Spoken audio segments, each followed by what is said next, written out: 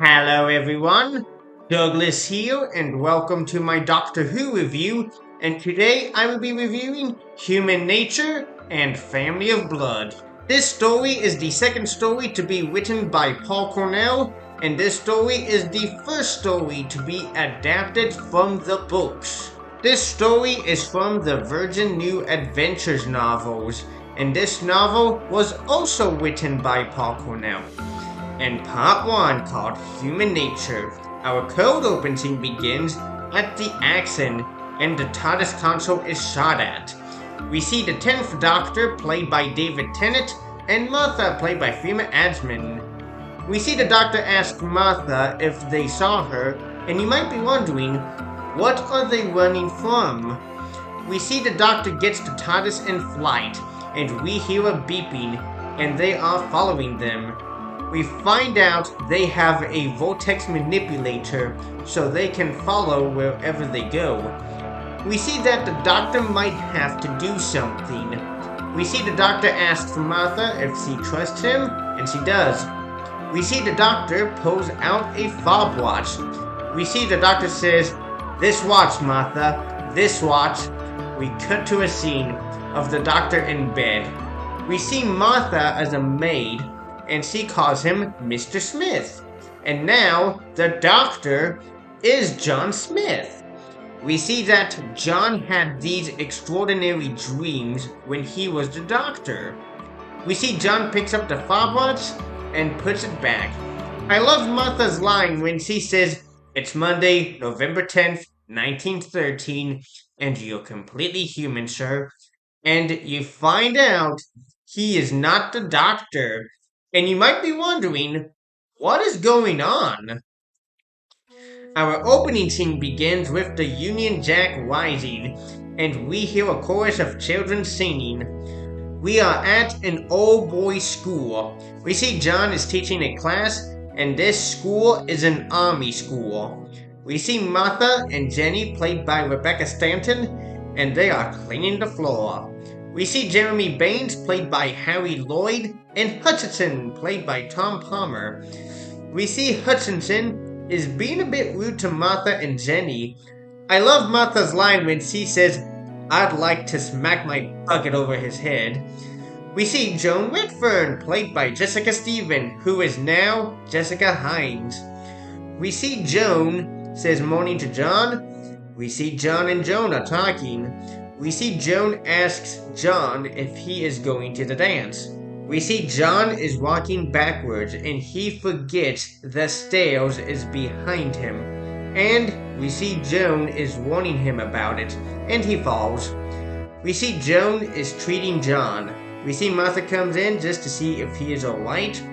We see John is telling Joan his dreams. One of the greatest scenes is when Joan is checking on John just to see if he has two hearts, and we find out he has one heart. We see John has the Journal of Impossible Things, and this is my favorite scene because this acknowledges the classic series, including the classic series Doctors, and it gives the fans that the classic series is a part of the new series.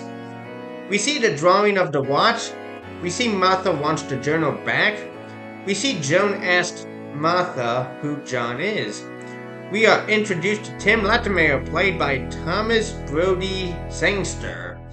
We see that Jeremy is going to sneak out and get Beale. We see Martha and Jenny are at the bar, or in Britain, pub. We see Martha notices a green light in the sky. We see Joan is walking and the green light shines down. We see Joan is running to the bar. We see John comes out of the bar. We see the green light go by and John thinks it's a shooting star, but I think Martha knows it's a spaceship. We see John and Joan are walking back to the school. We find out the light is heading to Cooper's Field. We see Jeremy is getting the Beale, and we see Jeremy sees the light, and the spaceship has landed. We see Jeremy is looking for it, and he bumps into it. We find out the spaceship is invisible. We see Jeremy finds the entrance to the ship, and we see Jeremy goes through it. We see Martha and Jenny arrived, but they see nothing and they walk back to the school. On board the ship, we see Jeremy and we hear voices, and we find out they are the family, and we don't know what they look like. We see Jeremy is screaming. We see Tim is cleaning the shoes. We see Jeremy is back at the school, and there is something off with him. And he looks like he's out of his mind, and we see him sniffing. I like how Jeremy is looking at Tim, and Tim knows there is something off with him.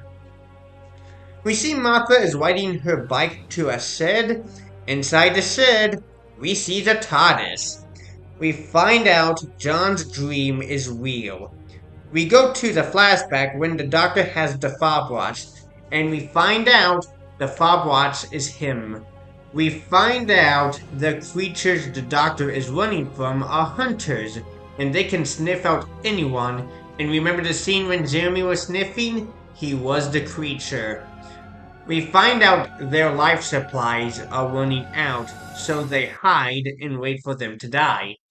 We find out from the doctor he has to stop being a Time Lord, and he is going to become a human. We find out from the doctor the device he is going to use is called a chameleon arch. It rewrites his biology so he can become human. We see the doctor made a video for Martha. We find out from the doctor if anything goes wrong, if they find them, open the watch. We find out the doctor's consciousness is in the fob watch. We see Tim is meeting with John, and Tim sees the watch and grabs it. We see Tim opens the watch, and Jeremy smells it. We see John gives Tim the book, and we see the doctor's memories. We see Tim opens the watch, and we hear the doctor say, "You are not alone. Keep me hidden." We see Jeremy hides in a closet, and we see a green light over his face. We find out there is a trace, but somehow scattered. The scent is confused. We hear Jeremy say, "Defeat the soldiers." We see Mr. Clark, played by Gerald Horman, and we see a scarecrow move, and he notices. We find out the scarecrows are the soldiers. We see Lucy Cartwright, played by Lauren Wilson, and she is also taken. We see the boys are doing target practice. We see Tim sees his own future in World War I. We see Hutchinson wants to give Tim a beating. And what does John say? Permission granted. And the doctor would never let something like this happen. And there is a difference between the doctor and John Smith. We see Jeremy sniffs John. We find out from Joan her husband was shot. We see John and Joan are walking, and we find out from Joan that her husband died in the Battle of Spion Cove. A great scene I like is when John notices the danger the mother and her baby are heading towards to, and you can tell that is the doctor leading through him. I like it when he throws the cricket ball to stop the mother heading towards the danger. We see John is asking Joan to the dance. We see John notices the scarecrow is not right and he fixes it. I like how John referenced to Sidney Newman and Verity Lambert. We see John is drawing Joan. We see John and Joan are falling in love, and we see Martha comes in and she sees what is happening. I love Martha's line when she says, "That wasn't on the list," and she knows it's not. I really like Martha's line when she says, "You had to, didn't you? You had to go fall in love with a human, and it wasn't me." I like the doctor's line when he says, "Keep me away from the false and empty man." I think the doctor was referring to the family. We see Jeremy is walking, and we see Mr. Clark, and we see Lucy, and they noticed him, and they lean their heads and sniff, and that is unsettling. We see Jenny is riding her bike and she sees a scarecrow, and we see more scarecrows. We see Jenny's on the ship. We find out from Jeremy the mother needs a body, and the mother takes over Jenny. We see John and Joan are getting ready for the dance. We see Jenny comes in, and we see Martha. We see Jenny is sniffing, and I think Martha knows they have been found. We see Martha is running, and Jenny pulls out a gun and tries to shoot Martha but fails. We see Martha comes in to John's room, and she knows she has to open the watch, but it's gone. We see Martha slaps John, and you know that is not going to bring back the doctor. We see Joan remembers the Faber watch was there. We see Martha is going through the doctor's trench coat. We see Jeremy and Jenny are in John's room. We see Tim is sneaking around. We see John and Jonah dancing. We see Mr. Clark notices the flyer for the dance. We find out Lucy is there. We see the scarecrows are hiding in the woods. We see Martha sees Joan and John sees Martha, and we see Martha pulls out the sonic screwdriver. We see Martha is telling John he is the doctor, and Lucy notices this. We see Tim is looking out of a window, and we see a scarecrow. We see Mr. Clark, Jenny, and Jeremy enter the dance, and we hear Mr. Clark shout, "They will be silent." We see Jeremy has questions for Mr. Smith, and we see Lucy tells them that he is the doctor. We find out from Mr. Clark they need a Time Lord. We see Jeremy points his gun at John and tells him to change back, but doesn't know how. We see Jenny holds Martha hostage, and Mr. Clark holds Joan hostage. We see Jeremy gives John a choice to save Martha or Joan, and that is a great cliffhanger. In part 2 called The Family of Blood, we see Tim opens the watch, and we hear the doctor say, "Time Lord." We see Martha gets out of Jenny's hold, and now Martha is holding Jenny hostage and points the gun at Jeremy. I really like how Jeremy intimidates Martha. I like Martha's line when she says, "Scared and holding a gun is a good combination." She asks Jeremy if he would risk it, and we see everyone puts down their guns. We see everyone is leaving while Martha is still inside. We see Martha lets Jenny go, and we see Mr. Clark gets his gun out. We see the family is heading towards Martha, and we see the scarecrow gets the gun. We see John, Martha, and Joan run back to the school. We see Jenny tells Mr. Clark to go west. I love Jeremy's line when he says, "As for you, mother of mine, let's go to school." We see John, Martha, and Joan are back at the school, and John rings the bell to have everyone to take arms. We see the students are up, and they are getting ready to fight. The doctor won't do something like that with the boys. We see Jeremy, Jenny, and Lucy arrived at the school. We see Jeremy orders Lucy to spy on them. We see Headmaster Rockcastle, played by Philip Torrance, and he is wondering what is going on. We see John tells him what happened. We see Martha and Joan are going to look for the watch. We see the doctor tells Tim, "Hold me, keep me safe, keep me dark, keep me closed. The time is not right yet. Not while the family is abroad. Danger." We see Lucy enters in. We see the headmaster along with Mr. Philip, see Jeremy and Jenny.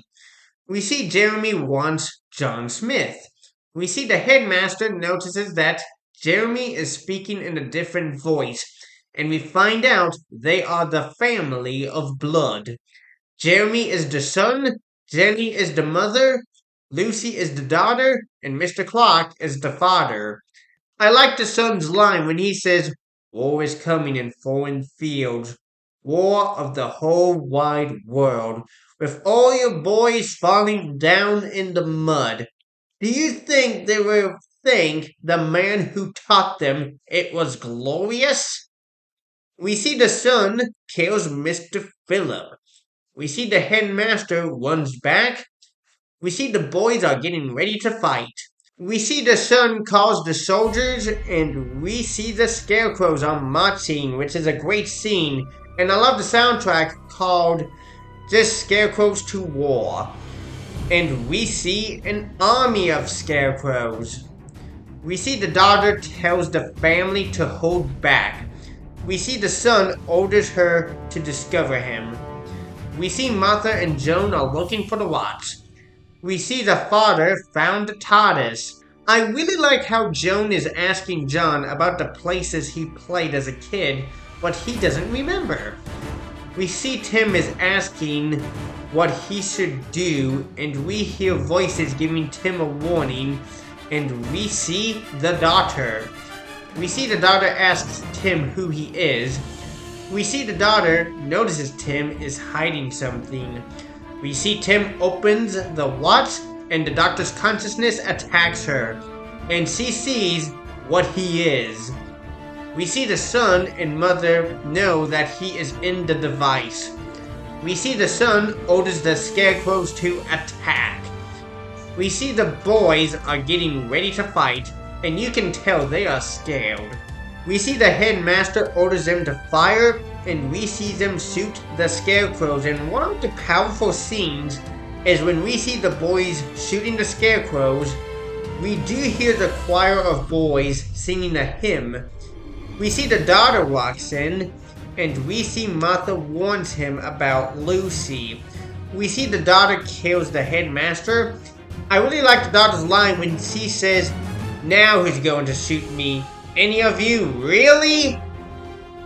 We see John orders a retreat, and we hear the son say, "Well, go then, run!" We see the mother and son are going through the boys to see which one of them has the watch, and the son is about to kill them, and Tim saves them by opening the watch. We see John, Martha, and Joan see the father, and he has the TARDIS, and he is trying to lure the doctor out. We do see that John recognizes the TARDIS. We do see that John is on the verge of breaking down. We see John, Martha, and Joan are at an abandoned house, and we find out this was Lucy's house. We see that John must go to them before anyone else dies, and Joan says he can't. We hear a knock at the door, and it's Tim. We see Martha finds out that Tim has the watch. We see Martha tells Joan to hold the watch, but he won't. We hear an explosion, and we see that the family is destroying the village. We hear the doctor say, "Closer." We see the doctor is breaking through John. We see that John is going to give them the watch, and if he does that, there will be consequences without the doctor. We see John is breaking down in tears. One of the greatest scenes is what would happen if John never opened the watch and never became the doctor, and John would have died of old age. And saying that now, I want to see a Doctor Who Unbound story if what would happen if he had never opened the watch. Come on, Big Finish! On board the ship, we notice that John is on board, and you might be wondering, how did he find the ship? And we do see him pushing buttons. We see John is asking them to stop the bombardment. We find out from the mother that John is still a human. We see that John is giving them the watch, and we find out the watch is empty. And you know what that means? The doctor is back. We find out that the doctor fooled them with a simple olfactory misdirection. We find out from the doctor that they have an energy feedback. And if there is one thing the doctor shouldn't have done, he shouldn't let him push all the buttons. We see the ship is going to explode and everyone is running. We see the doctor standing over them with his fury face. One of the chilling things in this story was the narration by the son. He never raised his voice. That was the worst thing. The fury of a Time Lord. And we discover why. Why this doctor, who had fought with gods and demons, why he'd run away from us and hidden. He was being kind. And this is when we get into the doctor's dark side in this story. We find out from the son, he wrapped my father in unbreakable chains forged in the heart of a dwarf star. He tricked my mother into the event horizon of a collapsing galaxy to be imprisoned there forever. He still visits my sister once a year, every year. I wonder if one day he might forgive her.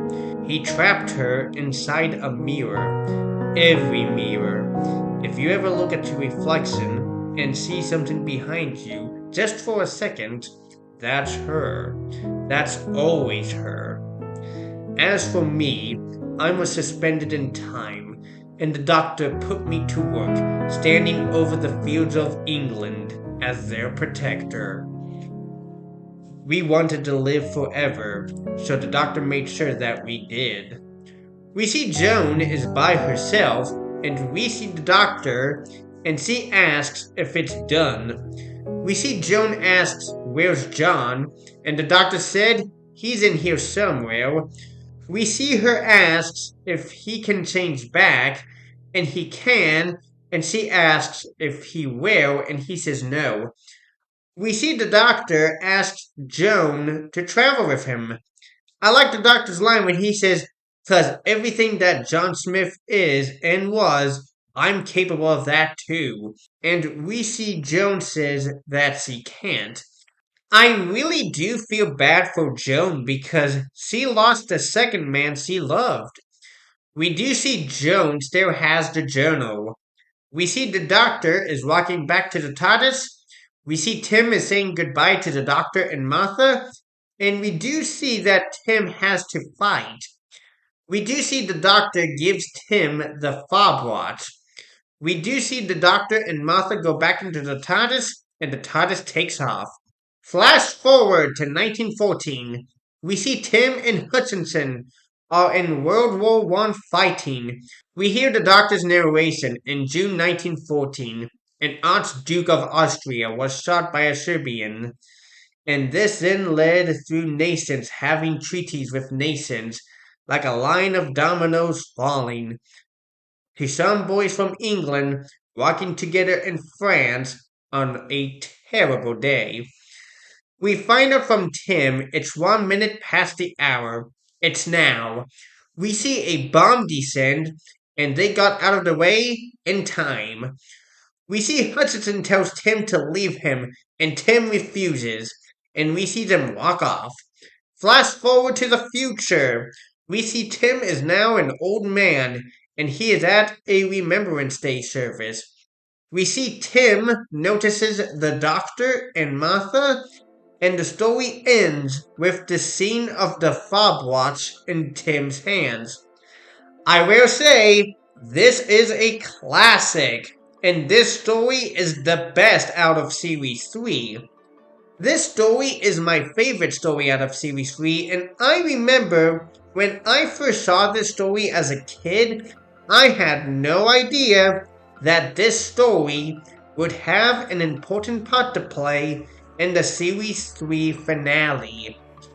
I will say, David Tennant gives his best performance in this story, and he does great as the Doctor and John Smith.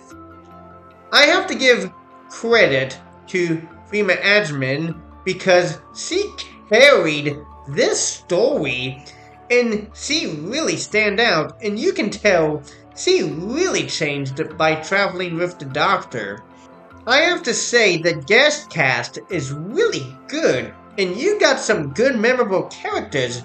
Unlike the previous story 42, the characters are bland and forgettable. Russell said that the novel of human nature was his favorite story, and you can see why he wanted this story to be adapted for TV. I do like the direction by Charles Palmer, and the shots he did are really fantastic because some of the shots are unsettling. I will give Human Nature and The Family of Blood a 10 out of 10. So, that is my review of Human Nature and The Family of Blood. Don't forget to like, share, and subscribe to this channel. And I will see you next time for my review of the second Dr. Light story, Blink.